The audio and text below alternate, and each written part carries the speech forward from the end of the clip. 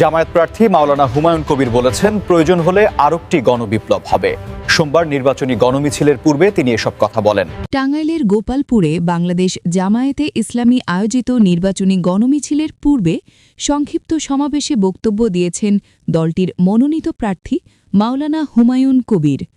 গণতন্ত্র প্রতিষ্ঠার জন্য প্রয়োজনে দেশে আবার আরও একটি গণবিপ্লব হবে। বিনা ভোটের সরকার এদেশে আর হবে না। আসুন সবাই মিলে নিরপেক্ষ ও সুন্দর নির্বাচন করে একটি দুর্নীতিমুক্ত, চাঁদাবাজ মুক্ত বাংলাদেশ গড়ি।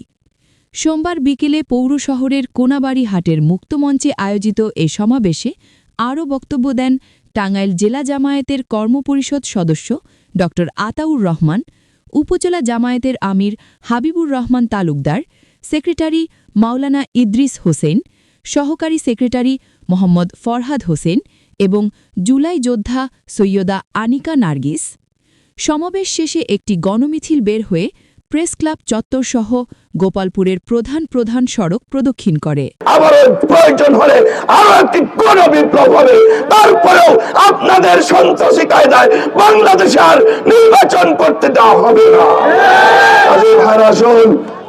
আগামী আজকে যে গণমিছিল হচ্ছে, আমরা আগামী 12 তারিখে দাঁড়িপাল্লায় বিজয় অর্জনের মধ্য দিয়ে 13ই ফেব্রুয়ারিতে এই গোপালপুরে যেন আমরা আল্লাহ রাব্বুল আলামিনের ইচ্ছায় সকলের সহযোগিতায় আমরা যেন সুক্রিয়া মিছিল আদায় করতে পারি, সেজন্য আপনাদেরকে তৎপর থাকতে হবে, ঐক্যবদ্ধ থাকতে হবে।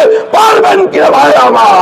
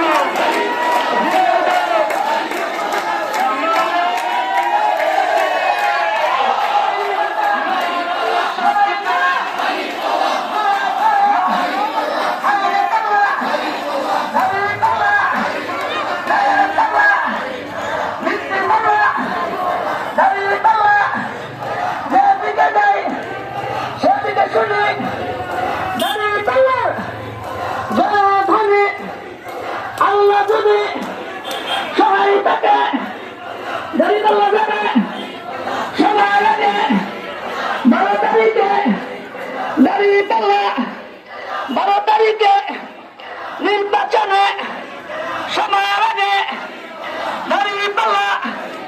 হায় আল্লাহ, মাশাআল্লাহ।